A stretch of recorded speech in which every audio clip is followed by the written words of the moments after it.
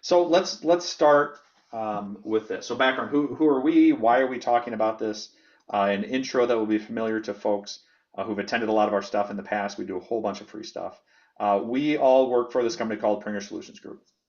Um, and what we do is fundraising consulting. That is our passion. That's what we started out as, and what we still do today is we run these very large, complex, multi-million dollar annual appeals for our clients. So we're fundraisers at heart. Um, and it turns out, after a couple of years of doing that, all of our clients use Razor's Edge, and a lot of them needed help with it. So we started building out a Razor's Edge team, not with any plans to do much more than just help our clients, right? We were running sophisticated appeals, and our clients needed help with like segmentation and gift processing and package codes and working with lock boxes and just doing all this sophisticated stuff. So that's where Andy and Stacy and Austen and the team came in. What happened over the years? So we started in 2018, and since that time, we've quietly become the largest consumer of Razor's Edge on planet Earth, right? The team. Andy, when did we take that photo? That was the early days. Yes, it was. I had more hair then, I think. Yeah, look at that. Look at that. What is going on? Yeah. Um, so the early days, I remember we really embraced it. We're like, okay, we're good at this Razor's Edge stuff as well as fundraising, and we just kind of let it play out. So what happened was we started helping with Razor's Edge for our clients, and then we started getting calls from other organizations who wanted to outsource their Razor's Edge administration to us, and we started taking those on, and one thing led to another. We became a secretly big deal in the Razor's Edge world, right? Helping clients. And from there, it leads us to where we're at today, which is we got heavily involved in fundraising automation. At first, it was something that we did for our clients. So we're running their annual appeals, and we said, hey, here's a cool way that we're going to automate to stop this recurring bad data thing that's happening. We're going to fix it through automation. Or, hey, we're going to automate this process to make it easier to get gifts in the lockbox or to write emails or whatever it might be. And as word spread, as we did more of that fundraising automation, we started getting calls from clients who didn't need us for fundraising, but who said, hey, can you build some automations for us, right? So we started working with incredible organizations, right? From the Field Museum, Archdiocese of Los Angeles, Knox College, Regis, on and on, Wake Tech Foundation, North Carolina Central, the list goes on and on. Every day it grows. These are clients that we are just doing fundraising automation for. They have a Blackbaud product, and they're asking us to solve something for them through automation. And the way we operate is we solve something for them, we get really good at it, and then we add it to our list of things that we can do for other people, right? So, Andy, does that summarize kind of how we ended up in this? It certainly does. Yeah. I mean, we wanted to save ourselves time and energy, and we did. And then we're like, you know what? Other people probably want this too. And we once we made it known, the secret got out, and now we're very, very busy.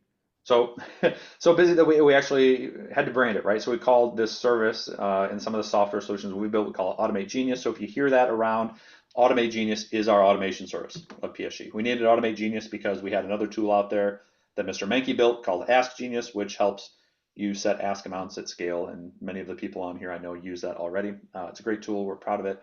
So that is the long-winded entry into who we are, right? We are fundraising nerds, we are Razor's Edge experts, and we do a whole bunch of stuff in fundraising automation. We also share everything we learn. So this is one of my favorite photos. This was Austen and Stacy. Let us know in the chat if you're in the crowd here. I imagine a lot of the folks, familiar faces here. So this is at the last BBCon. We always have the most popular session that's packed to the gills because Stacy and Austen share all the latest fundraising automation stuff that they've cooked up. People's minds are blown. They go back home understanding, oh my gosh, work doesn't have to be this hard. I have some automations that could help me do my job and do it easier. So we're very proud of that. As we get into the core of this, I just want to make sure we're clear on what today is. So we do a lot of webinars for free where we're teaching you things, right? And we'll throw those in the chat if you have questions, but we do stuff on how to write the best fundraising letter, what your donation pages should look like, what your pledge card should look like. We had some great ones about moving from database view over to web view, on and on. So we do those every single month. They're all free. They're all available on our website. That's not what today is. Today is a demo. Today is us to not teach you something as much as it is to show you, hey, here's the services that we're doing from automation that we can do for you. So today is a demo. It's kind of a show and tell of all the amazing stuff that Stacy and Austin and the team have done. And we're just going to start from like the simple automations all the way to the really complex stuff. And along the way, we're going to answer all of your questions. So make sure to hit that Q&A button, ask us questions as we go. If we don't get to it live as we go, we'll certainly have a lot of time at the end and we'll go through everything. Okay, so what is fundraising automation? I'm curious. Andy, you had a good idea. We should probably do a poll of like, hey, have you ever dabbled in fundraising automation? Have you done any of this yet? Yeah. The best way to explain it, my favorite way, is this: the book, The Shoemaker and the Elves. That is the lesson. That is the tale of automation is the same as what you find. It's the plot of the book, The Shoemaker and the Elves, where you had a shoemaker who had limited staff and he was overworked. He could never catch up. He was limited. He was constrained by a very inefficient system, his workshop that he lived in with his wife. So he was at the end of his rope and he threw his hands up and he just left some materials out on the bench overnight. And what happened? A bunch of magic little elves came in and they did his work for him. That is what fundraising automation is. Fundraising automation is represented by the little elves that come in while you're sleeping at night and do all of your work for you and make your life a whole lot easier. So in this case, the elves are the very capable Stacy Cope and the world famous Austen Brown. That is what fundraising automation is. That is how to think of it. What we do through this automation is we help two groups of your organizations. I'm guessing, based on the response earlier, that a lot of the people on the call here today are operations folks, right? Does that seem right, Stacy, to you as you look through the list of names here? Yep, Mhm. Yeah. definitely. So a lot of DBAs, a lot of vice presidents in charge of data operations, things like that. Yep. We have automations for you and a bunch of stuff to talk about. We also have automations for the folks on the left, the folks that are in charge of frontline fundraising, right? More of the Andy Schroeders of the world, the major gift officers, the folks who are dealing with donors who are managing a portfolio. We have automations for both sides of the house, right? And some that make it easier for those two sides of the house to work together. So that's what we're going to cover. And we're going to start, let's start small, Stacy, on the very first automations that we did, right? That we built when this whole thing became real, when Blackbaud opened up their APIs and they added some connectors. Tell me about instant alerts. What are these things? What are clients using them for? You tell me. Yeah, so we can tell you within a few minutes of a gift being added to Razor's Edge, we can put that information somewhere helpful for you. So we could email it to you, we can put it in a Teams channel like this. We can include links to the gift, links to the donor, and kind of any other information that we have in Razor's Edge. So that could go into Slack, into Teams, into your email. And we can use whatever criteria you want to, right? We've built these for when a pledge is fulfilled or when a gift is entered and the appeal code doesn't match the gift type or something, right? If there's some data entry error of some kind. So yeah, that's what this is. It tells you kind of instantly as soon as the gift is added, everything you want to know.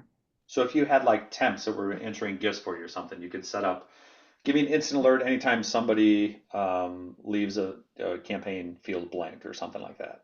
Yep. And then it links to what? That hyperlink right there takes me to Razor's Edge. That will take you to Razor's Edge NXT directly to the gift. Okay. Andy, didn't you say we had some clients that also use this for like events and stuff like that? Absolutely, yeah. So we've had clients that have talked to us about utilizing this for golf outing. So once an individual signs up, or maybe it's a gala and they want to know, did the business provide their sponsorship check and how many people are coming to going to be at their table? Are they having beef or chicken? Those kinds of options. We've got the little thumbs up, which obviously indicates I got it. But we used the Eagles emoji before, right? So we could do a chicken and a cow for chicken or beef if that's what they want, whatever. But yeah, functionally, there are a lot of different ways to utilize this. And the fact is, it saves time because you're not having to go to the DBA to say, hey, who just put in checks, or did this person say yes or not say yes? We're pushing that information out. You don't have to ask for it anymore. Love it. And this is, Stacy's affair, this is sort of entry level automation. Is that right? So for the folks that are on the call here today, this might be, if you're going to go out and try and build something on your own, this might be the place that you start, is like an instant alert. Yeah, and there's a template to do this in the template showcase, I think, right, Austin? I'm pretty sure there is. There's an email version. I don't think there's a Teams version, but there's definitely an email version. So. Yes, there's definitely something. There's always something in the template library that you could go and take and adapt to be whatever you want it to be. Love it. So, and good question from John here. This, Stacy, do the people who are alerted, so let's say I set up a Teams channel, can I subscribe people who don't have access to Razor's Edge? That is a great question. I love that question. You can send whatever you want to them, so you do need to be mindful of privacy and those kinds of things. If they click on the link, if they do not have a Razor's Edge user account, they won't be able to see anything in Razor's Edge. So all they'll be able to see is what you put into Teams. So your Teams or your email will have the same security as any Teams or email or whatever that is. But this would be a great option to send things to board members, right? Or to, like you was talking about, event solicitors, like your constituent finally sent in their sponsorship check, right? And you can send as little or as much information as you want in the notification. You're running a capital campaign when you have a lot of volunteers who aren't on staff, who are out, they all have their 10 donors that they're reaching out to. You could automate a process so whenever somebody on their list, their gift comes in, you send them a note. I wouldn't share the specific details, but you can automate that. That's a perfect example of how this works.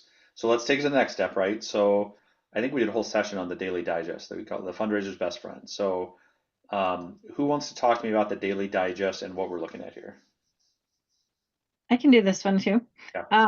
So this is basically the same thing, but it has more information and I think a lot, just a lot more options and a lot more possibilities, right? So this would be a good example for like volunteer solicitors and those kinds of things. We can send them an email, right? They're not in our teams, but we can send them an email to say, these are the gifts we received today, or here are the new donors.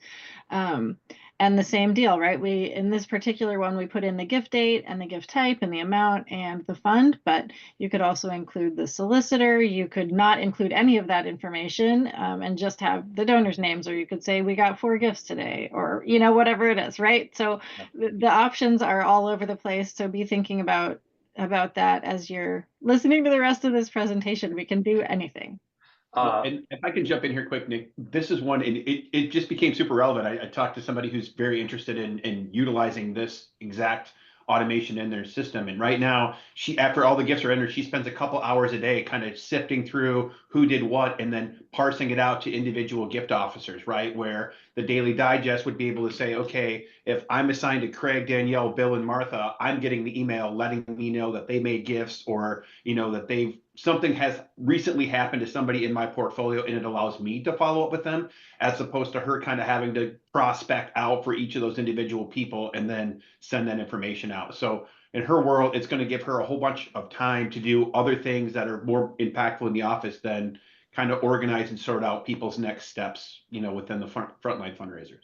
Yep. I love that you phrase it that way too, because that is the way it goes. Like, automate the parts of you should not be getting, like, you are a thinking individual with lots of experience and lots of talents to give. It is a waste of your time to be chopping up spreadsheets and emailing to people when you can automate that. Use your time for other more rewarding things for you, for the organization. Austen, is it unheard of? So you have a lot of database experience. Is it unheard of for like a development director or a VP to say, yeah, I don't really go into Razor's Edge at all. What I want you to do is, I'm not going to click on the report you build me. Could you just email me every morning and tell me the people that made a gift the day before? Like, is that a far-fetched scenario? No, that is a very common scenario. So this can solve that, right? So everybody out there that is constantly emailing and creating reports that are otherwise available, just automate it. Automate it as a daily list. Hey, here's all the people that gave yesterday. Okay. Once we built this, what happened was people started asking questions, great questions and suggestions that, hey, that's great. Can you link that to an action? So Stacy, take us the next step further here. Where did we go when people asked for that? So in addition to just telling you about the gifts or the, actions or whatever it is, we can also create things in Razor's Edge, right? So we can create this constituent action, and then in the digest, we can have a link to it. So if, gifts above $10,000 come in, we want them to go to this fundraiser who's going to make a phone call. So we automatically create the phone call. We send her a link to the action record. All she has to do is click about twice. In her email, there will be a link to the action. She'll click that mark complete button, type in I guess Andrew Schroeder will, since this action is assigned to him, yes. Type in his notes from the phone call and click save. So this saves your fundraisers from having to go check if there were gifts, then having to go click on the add action button, then choose all the things about phone calls and which phone number you called and all the stuff. So we just put all the information right at their fingertips in front of them. So it takes them literally seconds to log their activity in Razor's Edge. Awesome. Love it. So where it went from there is probably the biggest automation that we did. So once we showed that you could do this, the question that was just sitting there was, okay, so you can send me a list of all the people that made a gift yesterday, and you can link me to an action like to email them or call them. What if, why don't you just write the email for me, right? Why don't we get to that point where I can just kind of approve it and you draft it up for me? And so that's what we did. And it took us a long time and we've perfected it. And rather than me just tell you about it, you can actually see exactly what this looks like for your organization. So take 2 seconds, go, you can either scan it with your phone that's on your screen, or you can go to easy.automategenius. I hope that link is still working. I think we put this up when we showed it off at BBCon. Yep. And it'll ask you for a name and your email. And when you put it in, you are going to get an automation that is live that you can interact with. It's a daily digest email with some fake names and some gift. And when you click on the people, you're going to be amazed. So give everybody a second to do that. easy.automategenius.com. Rob, if you don't mind, maybe we could even put that in the chat as I continue on in case people want to just click on it. What you'll see is this, a simple form we spun up, put in your name, put in your work email. When you do, you're going to click submit for a sample. This is yours, free to use, and you can show it to the other people on your team because it is going to blow their mind. You're going to get an email that looks like this. Okay, it's going to say, hey, here is your daily donor report. And it is interactive. So whether you use Outlook or Gmail or Thunderbird or any of the other email providers that are out there, it will work for you on your phone. So right now, I'm going to get that email. I'm going to say, okay, Leslie Cooper has a gift and it's in blue. So I'm trained that if I see anything blue, I'm going to click on it. And when I click on it, the amazing stuff happens. It will generate an email on your phone, and from you, from your native app, whatever you're using for email, it will draft an email that comes from you to that donor that just made that gift. And the message is going to be relevant to whatever it is that triggered that email. In this case, I think it's that they made a gift of a certain amount. So it says, Leslie, thank you so much for your gift. I can then go in, if I'm doing this on my desktop or my phone, I can edit that message. I can change it. I can, maybe it says to Robert, but I know he likes to go by Bob or something, which is a whole other issue, database related. But I can edit that, or I can say, hey, it was great to see you at the grocery store last week. And then I can send it off. So imagine if you are a fundraiser, development director, vice president, major gift officer with a portfolio, imagine getting this email every morning for donors that are in your portfolio, or just for donors who aren't in your portfolio if you don't use portfolios, but they give above a certain amount. And all you need to do is choose the ones that you want to reach out to, click a button, and it will draft it for you. That is honestly, I think that's the big thing we did that really broke people's brains. They're like, wow, this is something new. And that's, we've been building this ever since. Andy, is this the most popular thing we do? It absolutely is. I mean, and there's a purpose obviously for each of those message prompts on there. One of the things I like to talk to people about individually, and we'll have an opportunity, I think, later, that if you want to talk after this, I'd be happy to do that. But the live hunt one in particular is great. So we do a great job of thanking people when they do stuff, but we also want to nudge them when they're not doing stuff, which is like, hey, it's been a minute since you've given a gift. And as a gift officer, if you can prompt me that I've got a donor that's kind of becoming stale, it gives me an opportunity to really re-engage them and try to, get them to renew their support to an organization. And we've had a lot of organizations challenge us on finding ways to really retain donors. That live hunt is a perfect example of using a heartfelt email to really soft solicit people into renewing their support. I love it. And the first time we did that live hunt one, I remember we did it for a big client. They raised more than $100,000 doing nothing other than running an automation, prompting the gift officer when it had been a year. It was a nice heartfelt email message that we sent to them that we could track exactly the gifts that came in based on that. This is the future, right? So this is it's there for the taking. You can have this for your team. What you also find that we're solving for here is most outside of DBAs and data people, most fundraisers do not live inside of Razor's Edge or Blackboard CRM or whatever it is. Despite all of our desires for them to go in there and use all the tools, as they're intended and email donors from the system, nobody does that, right? They live on their phones, they live on Outlook or Gmail. This bridges that gap, right? So serve it up to them where they live, makes it more likely that they're actually going to use these tools, which means you're going to raise more money and delight your donors, and all sorts of good things happen. So this is the most popular thing we do. We have some other cool stuff certainly we're going to get through. But I just want to reiterate because I saw a good question there, I think from Bernard, about this. So you control all of this, right? You control how many emails, who they come from, what they say, whether you send them, all of that you're in control of. When we first started building this out, Stacy, if you remember, like version 1.0. We're probably on like 10.0 now. 1.0 was, it was all in HTML, and if we wanted to change the message, we had to go dive into the code, and change the message and do all that kind of in the ugly, interface. We have since, thanks to Andrew Menke and Andy Schroeder and a brilliant behind the scenes lady who never comes on live with us, although we beg her to, Angie Addison, has built in just an interface. So now customers that have this automation, you can set up what you want to do, and you have a template that you can go in and change at any point, right? So if you have your major gift officers have a happy birthday message and you want to change it for each individual one, you can just send them a link and they can go change it. They can turn it off and on. They can, if they have a season's greeting that says Merry Christmas, they go in on their own. So you don't even need, as a DBA or as a PSG client, you don't need to worry about whether you're updating stuff internally. Just let your frontline funders go edit to their heart's content. So we're not going to get a ton into the app, but that is a big deal for us and for our clients because it lets us do more, right? So it's a bandwidth issue for us. We can build a whole lot more automations now because people that want these heartfelt emails can manage them on their own. Okay. Second most popular thing that we do. So if your mind is still reeling from the heartfelt emails, wait till you see smart gift acknowledgements. Stacy, Austen, who wants this? Austen. Yeah, I'll take this one. All right. So Austen, two ways to acknowledge gifts, right? Letter, email. I suppose there's more. There's phone or there's personal visit. But for the sake of argument here, let's just talk about letters first. What can we do for people for gift acknowledgements when we're sending letters? So the sky's sort of the limit. Like we can do anything that fits into your current process and how you currently acknowledge letters. And we can do all sorts of things, I guess. But you can. We can, I think the most exciting part about the automation is that it just runs in the background and you're not actually doing any of the merges yourself. That's built in for conditional logic to account for all the, there's a donor advised fund and it doesn't get tax language. Well, we can accommodate that, right? Within the automation, that happens automatically.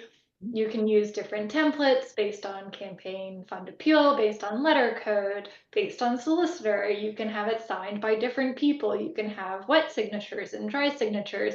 And you can have all this amazing world of complications that you could never do before because no one person could take care of everything. Automation can take care of everything. So this is like if you remember those times when Blackboard had to break the Microsoft connection, right, to merge, and everybody went back to the world of pulling data out into Excel and then doing mail merges, or worse, like actually writing out all these things by hand and putting like Austen Brown. People do that still, Nick. I know they still do it. So if you're in that world, you don't have to be anymore, right? You can automate all of this, and everything Austen said, I just want to reiterate. If you can write it down and say, here are the rules, you can automate it, right? If the gift is made to the College of Arts and Science, it's going to come from this dean with a wet signature, right? If it's above a certain amount, the president's going to sign it, right? If it's from this person in the portfolio, they want to get an email alert. You can do all of that, right? That is the gift acknowledgements that we're doing for folks right now. In addition to creating all of the letters and then just on your schedule, sending you a note saying, hey, all of your letters are ready, click here to print. It will also go in and mark your gifts as acknowledged, right? That was a question that came up earlier on the emails. Yes, you can and should automate all of this. You can automate the emails. We just spent a ton of time talking about heartfelt emails. This is the same thing. You can decide that you want to acknowledge a gift, look to see if they have an email and send the email first and maybe don't send the letter. Or you can do both. Or maybe people above a certain amount get an email. It is entirely up to you. We have tons of examples of what clients have done and some really smart things. But truly, the sky's the limit, right? That is what gets us excited about automation. Once we started building the gift acknowledgements, and this has really been Austen's role here. So we divided and conquered, but Austen's really developed a specialty in this. So we would do gift acknowledgements, and then clients would have a question. So like Austen, I think this is one you solved recently, right? Yes, like last week. Just in time for our demo. All right, so what are we talking about here? I think the DBAs probably are nodding their heads. They know what it is that you've been working on. So this is for those folks that don't use the native split fit feature in Razor's Edge. And if someone gives to, two different funds and they're entering two different gifts in, previously the automation would create two different letters for this, right? But we figured out a way to dynamically merge gifts from the same day kind of thing, gifts with the same payment information into the same letter dynamically, which on the other side of it eliminates yet another thing you need to review or manipulate on the output file. Awesome. And speaking of manual, brutal processes, what about tributes and honorariums and everything else? Have you also solved that for folks? Yeah, so if anyone's doing this, I don't need to talk about how laborious it is.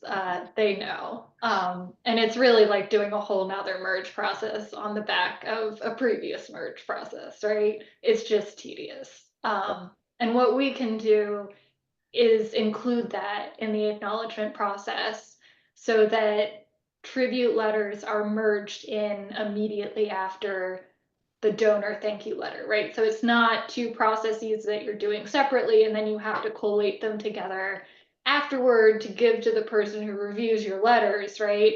The output file will be in the order in which you need it to be. So we now have officially reached part of the webinar where we've got something for each side of the house to get excited about, right? A third of the people are still thinking about, wait, you can just like write the emails for me and I can like click on it and it goes to like my portfolio. Like they're still there and they don't know what the heck you're talking about. Two-thirds of people are like, oh man, this really gets to the core of like that messy process of tributes and like how the letters come out and different. You have to collate and do all of that. We meant it when we said we have something for everyone here.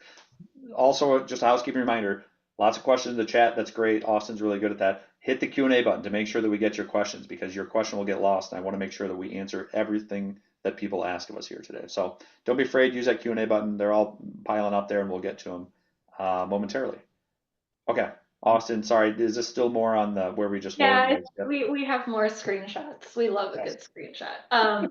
We do. So this is an example of what you get when the automation is done running, right? So it just serves up those final files for you. All you need to do is click and print. And that's it. We really aim to automate the entire process so that when you get to that final output file, you don't have to make changes. You just print it and go. Yeah, love it. Question from Mark that I saw on there. Does this process weekly or daily, or is it entirely up to the client? All of the above. It can be scheduled on any frequency you want, or we can set up a tile in WebView where you can choose what you want to choose and start like an on-demand session, if that makes sense. Awesome. One of the things I'd love to jump in here quick, Nick, and just mention, because we showed you both the printed letter version and then also the email notification, we have several clients who don't send out acknowledgement letters on a daily or even a weekly basis. They might work with a print house and send out their kind of tax letters, if you will, once a month. So we're able to generate that kind of gift acknowledgement in an email form within 24 to 48 hours, right? Kind of the gold standard. But then also prepare a file that you could potentially send to a print house, once a month or something like that. So you're acknowledging the gift as it happens and then doing more of the heavy lifting with the print version later on. The other thing I want to mention, and I saw our friend Chrissy Benson on here, she was one of the early adopters of the gift acknowledgement process, but she was able to kind of really save money for her organization with a lot of those lower level, $5, $10, $20 gifts where you're spending printing and postage and obviously human time, right? To automate that and say, if the gift is below a certain dollar amount and they have an email, let's just email them the acknowledgement and save, the cost really for the printed pieces on some of those larger gifts and those kinds of things. And so being really smart about that allowed that cost savings to help offset the cost of actually employing this automation to do some of that work. So lots of opportunities out there. I just kind of wanted to make mention of that as a way to really utilize the gift acknowledgement process, both from an email standpoint and in a print mail standpoint. Love it. And Andy, is it fair? The bigger you are, the more valuable this is too. I mean, just being frank about Absolutely. like if you're a mom and pop and you're getting 2 or 3 gifts, like you don't need automation, right? Like you can give tender loving care to everybody by hand. But Correct.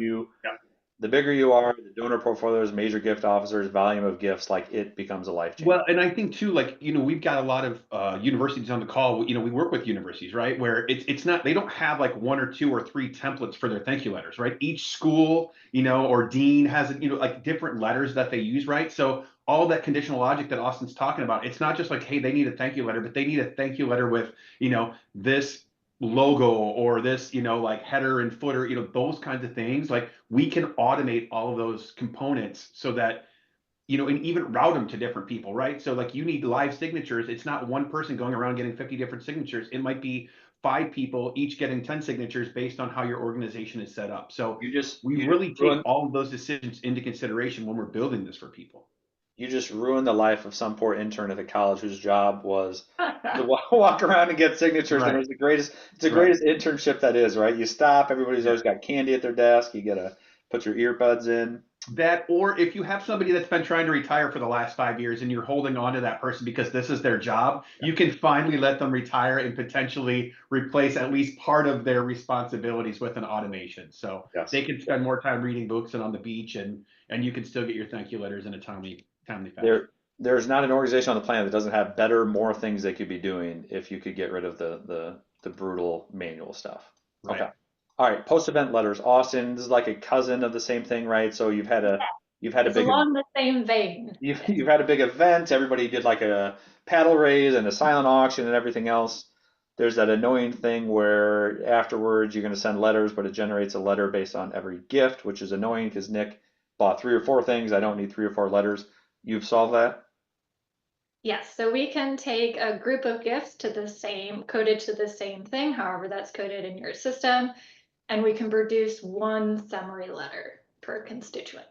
Boom. Looks like that. It's beautiful. Again, this if you're in it, the DBAs that are nodding, they're like they've been through these wars, right? And they're seeing, oh, finally, after all these years, things are getting easier. You're exactly right. Let's talk about database cleanup. And Stacy, I'm going to lean on you for some of this stuff here, if that's okay. So again, if you're small, you have 100 people in your database, you don't need any of this. Like you can handcraft every single thing you do. But once you reach a certain point with thousands and tens of thousands and hundreds of thousands of records, it becomes really difficult to keep that stuff clean. So automation can help. We've got 2 absolutely awesome things that broke people when we were at BBCon and announced them. Deceased records, and we're going to talk about graduation. So deceased records, Stacy, what have you solved here? So when you find out someone has died, everybody has at least one thing they do to the record, but most of us have 5 to 30 things that we do to a record when someone passes away, right? So you just have to be sure you remember them. I used it for years, had a sticky note right here, so that if I marked somebody deceased, I knew I did the right 5 things, right? So what we can do is that basically now your staff just checks the deceased box, throws in a date if they have it, and then the automation does the rest of it. So adds or removes solicit codes and constituent codes, ends all addresses, can delete things. We could delete phones if you don't want emails in there if you're not going to send them, and solicitor assignments. Anything that you do to this record in Razor's Edge now, we can automatically do so that you have to check one box and move on with your life. Awesome. So cool. And people know, yeah, sorry I moved quickly through the animations there, but you just know, like that's, we had this talk with the client the other day, Andy and I did, where Mhm. they were like, why is it so hard? Somebody dies, you just mark the box that says they died, right? It's not like that, right? That is not how it works. There's 11 Nope. things you have to do, right? Every time somebody dies, so that you're making sure that you're mailing the right people and not upsetting folks. Let's make this real, all right? I'm gonna share a case study. So Nationwide Children's Hospital, great client of ours for a long time, doing some really brilliant automation stuff that they've challenged us, and Stacy and Austen have responded. They used to do this deceased record cleanup, big organization, and they could get through about 700 records a month. They added this automation, and now they're averaging about 2,000 records per month. That is a remarkable increase in efficiency, and that is time spent that they have back in their lives, right? That they can use on other more important things than sitting there and clicking through tabs and checking boxes, right? That is not what you should have to do with your life, right? It's 2025. You should not spend all of your time clicking on tabs and checking boxes. Automate that stuff so you can use your brain on the more rewarding stuff. Okay, graduation years. I think Austen, this is you, right? Yes, this is All right. What's going on? I was so dismissive of this. I'm like, oh, this is so boring. Do we really need to show people? And then Austin's like, no, trust me. Tell people at BBCon. And like people were like throwing chairs out windows and stuff. They couldn't believe what had been built. So what what is this, and why was everybody going crazy? So for schools and universities, this is a major, major headache, which is folks want to list parent, grandparent, years of their children's, grandchildren's. They want to list degree years, all sorts of things, and addressee and salutations. And that's not a available dynamic field. So what the automation can do is when a new education record is added, it makes note of it and it can go and update the addressee salutations conditionally on parents, grandparents, the students themselves, whatever your conditional logic is. And so we can see here that Mr. Baldwin automatically ends up with the correct years and indicators. And then that lets you do what you need to do, which is write letters that include that information or add them to lists or do anything that you want to do.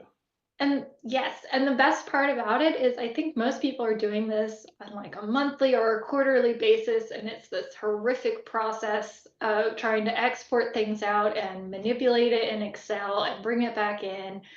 And usually you're trying to do it right before a major mailing list so that things are right. But with automation, it can be right 100% of the time instead. Yep. Perfect. Love that example. Okay. Constituent codes. We solved for a problem of you have multiple constituent codes, right? But you want them to come in a certain order, Stacy. Is that what we're talking about here? Yep, so that helps with all of your mailing lists and reporting and all the things. But most of us have a hierarchy of some kind, right? If they're a staff member, we want to know that first. So that's the most important thing about this person.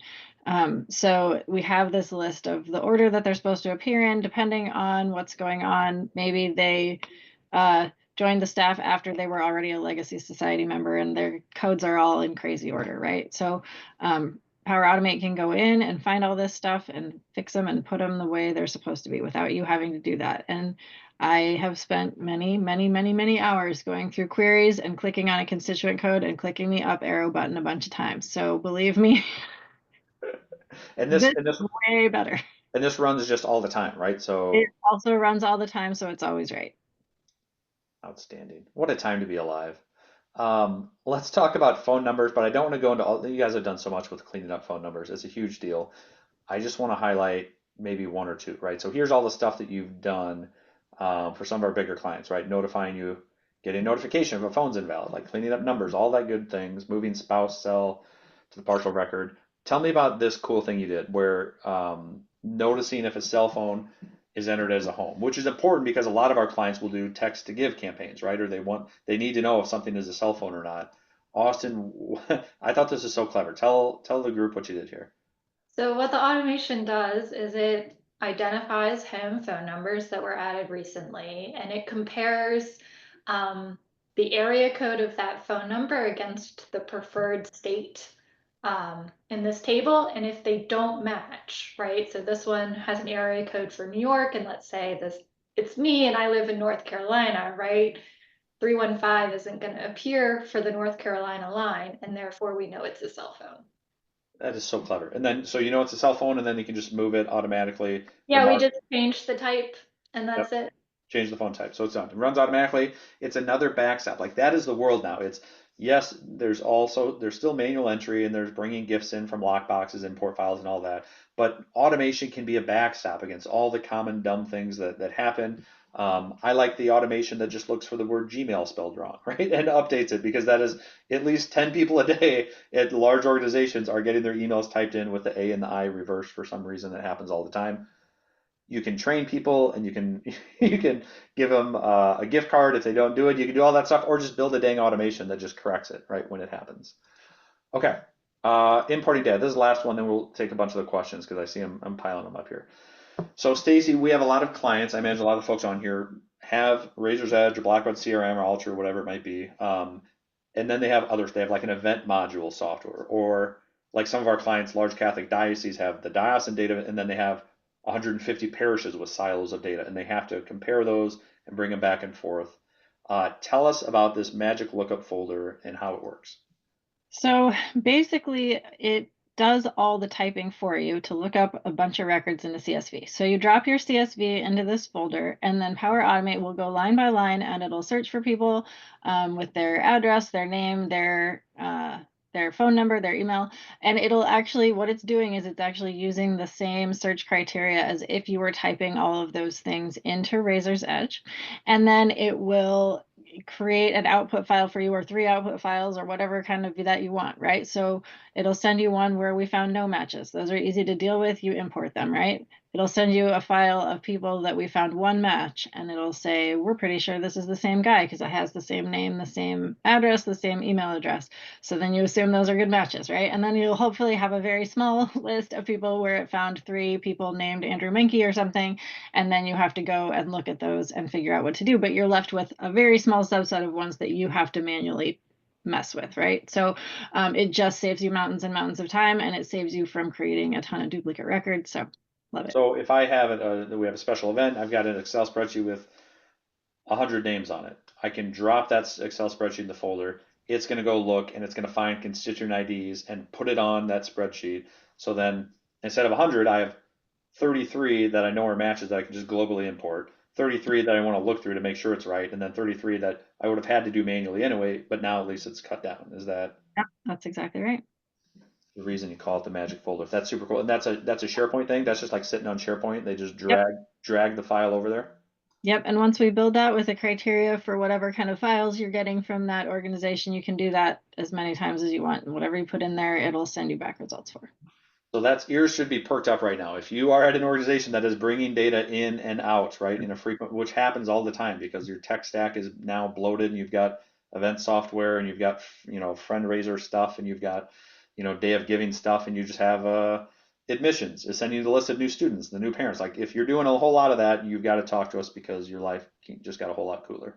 I would say, Nick, it really has helped with internal communications, right? So we collectively are the fundraising and development, or kind of the stewardship office, right? And then you've got your frenemies in marketing and communications who have all of their vendors and kind of software that they use, and the systems are never truly married. This is a better way to try to marry that data in and out than kind of ham and egging it through dumping a bunch of stuff in Excel and sorting and filtering to kind of figure out where you have matches. Outstanding. Stacy, I think this is our last one. And I saved the best for last. This is a new development. So what have you been working on? So this kind of takes it to the next level. What have you been working on in the same area of like bringing in third-party data? This relates to tiles, right? Some of our clients may be familiar with the idea that you can build tiles. Tell us what this is. We are very excited about this. So we're working on creating a tile that can take data from a third-party source. So, and this probably could, the same thing, be anything, right? So you have a CSV and you put it somewhere, or if there's some other connection, you have a list, right? And we look those people all up and we match the ones we can, and the ones we can't, we send to you, right? And then you go to this tile and you look at it and say, let's match up Nic Prenger. And then it'll show you all the matches that it finds in Razor's Edge, and you select the one you want and you click the match to selected record button and it will make some updates for you. So we could add ID numbers from the other system into Razor's Edge. We could, add the phone number that and the email address that are missing, that are on the left side but not on the Razor's Edge side. Add those into your database. We can add the Razor's Edge ID to the other software. Yeah. Hold on, stop there because that's a big deal and people are going to miss it. So on the left, this is from the third party, whatever. It's a flat file or something I have. Yep. The tile is then grabbing things from inside of Razor's Edge and saying, hey, here's probable matches. You're selecting it. It's adding the match. And that's bringing in the data, right? Maybe even with a transaction ID or something from the third party. But then, depending on APIs, you can also add the Razor's Edge ID back to the other system to make this even easier in the future, right? Yep. So then they're matched forever and ever. So that's why, not only with Blackwell, with any of your software, like you have to stop using home-built software. You have to have software that has API connections because this is where the world is going, right? To be able to pass information back and forth and make life a little bit easier for everybody. Okay. Events will never be the same. Events will never be the same. I just realized I lied. That wasn't the last one. Tax statements. Andy, everybody's talking about tax statements, and I've got it buried at the very end here. Right now, yeah. So how many people are screaming and trying to get these letters out the door in the next 48 hours or so before donors completely lose their minds because you're late. So yes. Yeah. So this is a huge one, and something that we've been able to do and really help people, particularly organizations that have thousands and thousands of consolidated receipts with recurring donors, and people that maybe give to a few different causes throughout the year, and you need to give them kind of one quick and easy way to say, this is what you've given, you're amazing, our organization couldn't do it without you, this is it. So Austen and Stacy have come up with some amazing ways to save literally days and days and days of work and hours and hours and hours of answering phone calls from donors as well. But Andy, could you also just email the tax statement? You absolutely could, Nick. And so this is an opportunity, right, where we know most organizations are going to have a cutoff date. So whether that's maybe the 10th of January, where they're like, okay, everything from 2024 is entered and we're ready to go. You can proactively let the donors know, hey, we're going to email you your tax receipt on the 10th of January, right? So we've got the flow set up, ready to run. And on the 10th of January, we hit that button and boom, anybody that we have an email for, they're going to get a PDF version of their tax receipt, emailed to them. They can take that to their CPA. They can do with it what they'd like. But more importantly, we save it to the record, because inevitably a week or 2 weeks later, they're going to call you and say, hey, I lost it, or can you resend it? Or, I'm meeting at the tax office right now and I forgot to bring it. We can absolutely queue that up to the point where you wouldn't have to regenerate the letter. We can send it, as a PDF right from their record. That's a big deal. We had to actually stop taking clients because we had so many people last year that needed this, and it requires a lot of hand holding. We're back open for business, right? So we built the interface to let people manage their own emails and stuff like that. That freed up a whole bunch of big brains for us to do this. So if you do want to automate tax statements, it's open to you. You can do it through letters, you can do it through emails. Mm-hmm. And with that, I would love to know what people think, and I will launch a poll so you can tell us if this was helpful. And this honestly just buys us time as we look through all of the questions in the Q&A and in the chat that we missed earlier. So let us know what of all the things we covered, which do you think your team would love the most, right? Is it the data stuff? Is it the heartfelt emails like drafted for major donors? Is it the tax letters? We need your feedback because we keep building this stuff and we're going to keep building it, but we always want to know, all right, where are we hitting the mark here? What do people want to know the most about? It also helps us plan our webinars because we do a whole bunch of free webinars. We want to know what you guys are interested in. Okay, so while you're answering that, on the screen is a link. So there's a question earlier about, okay, I forget who it was. They said, oh, so we can just hire you guys and you build this for us? Yes, you absolutely can. You can also build stuff yourselves. And we build in the public. We're open about how everything is done. If you have time and your brain works this way and you like to tinker, go try it out, right? And we've done webinars, I think, where we tell people all about how to do that, where to go to buy the Power Automate licenses, how to get set up, where to get template libraries. You can tinker on your own. If you're a larger organization and it's just going to be too complex, or if your mind doesn't work that way, yes, you can come to us. We will get you a price quote. We'll explain the stuff that we can build for you. And we build it all on your system most of the time. I guess there's some exceptions. But we'll build it for you. And then you can have us continue to monitor it and update it when the APIs break or we have people move in and out of your organization, or you can manage it on your own. You can just say, hey, come, Stacy, build me this first one. I want to kind of see how it all works, and then I want to try things from that. So that's what we offer. So if you scan that, Mr. Menke, do they end up in your inbox, or where do they end up? If somebody's scanning that code and setting a meeting, are they meeting with you or with Andy or both, or how does that work? It's either me or Andy or both. The 18. So all the above. Yeah, so be sure to scan that. Also, just so you know, so I've got some questions about the slides and this recording. We're going to send this tomorrow to you. So if someone on your team wasn't able to make it, or maybe this is something you're really excited about and you need your manager to be on board,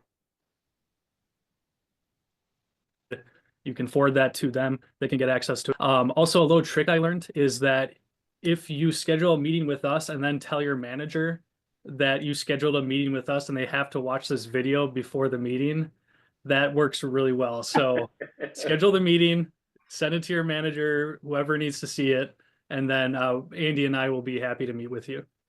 Yeah. Okay, awesome. I'm going to leave this up for a little bit because people are looking right now at the calendars and they're trying to find out how to squeeze you in. Austen, Stacy, what do you want to start with? So we got a whole bunch of questions in there. Anything from the chat you want to reiterate that we answered that might have flown by? I'll hand it off to you guys while I kind of look through everything here. I have a couple.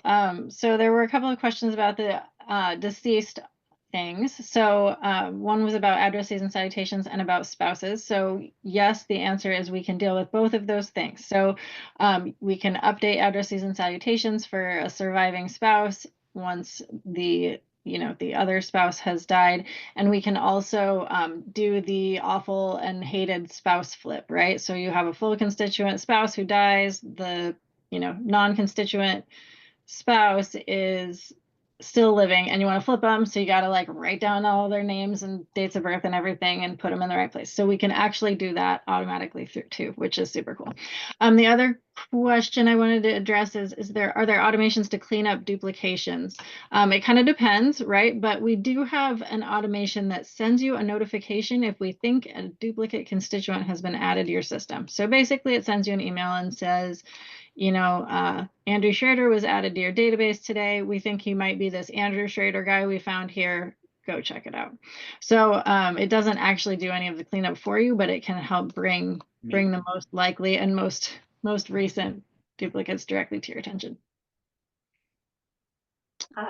There's a couple questions about acknowledgements and what you can do with them. And the answer is yes to all of it. So yes, you can base this off a letter code. Yes, you can add in appeal or fund descriptions. Yes, you can switch out the IDs for something else, right? So if you have your ID and it's just numbers and you want it to be words instead and make a little bit more sense in your letter, we can use a description or we can add an attribute. Like there is lots and lots of different ways to do this and set this up. And I just want to reiterate that it can be completely customized to you and how you do things. And in fact, we include a little bit of consulting in there too. So we're not just one-to-one automating what your current process is. We're taking a look at the overall thing and seeing where we can streamline things, where we can consolidate templates, where we can make smarter decisions, kind of thing.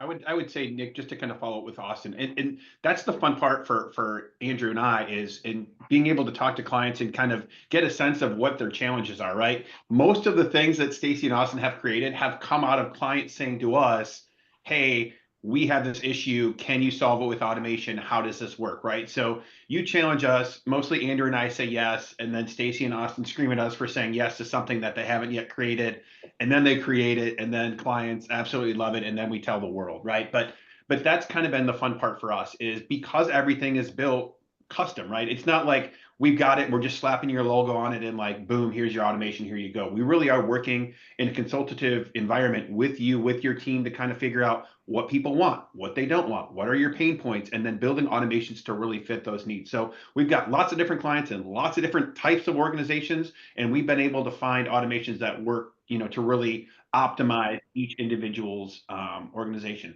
I do want to answer one of the questions Adrian had on here. They use Importomatic. I will tell you, we have very few enemies out there in the world. Omatic might be one that is not a fan of PSG just because we've been able to utilize automations that have essentially created what you're paying Omatic, to do in some of those situations in terms of importing some of that data, right? So Omatic does a phenomenal job. A lot of organizations use them.